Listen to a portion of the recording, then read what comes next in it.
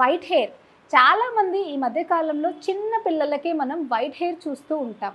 అయితే వాళ్ళకి ఎలాంటి మెడిసిన్స్ ఇవ్వాలి, ఏం చేయాలి అన్నది చాలామందికి అర్థం కాదు. 10th చదివే పిల్లల్లో కూడా ఈ మధ్య కాలంలో మనం వైట్ హెయిర్ చూస్తున్నాం.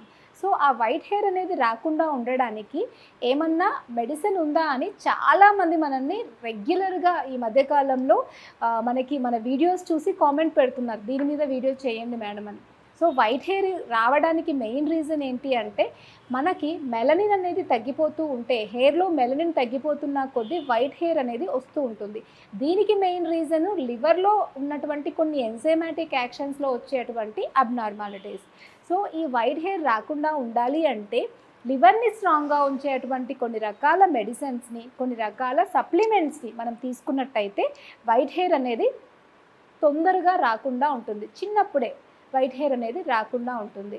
ఒకవేళ వైట్ హెయిర్ వచ్చినా కూడా మీరు ఈ మెడిసిన్ తీసుకున్నట్టయితే డెఫినెట్గా తగ్గిపోతుంది.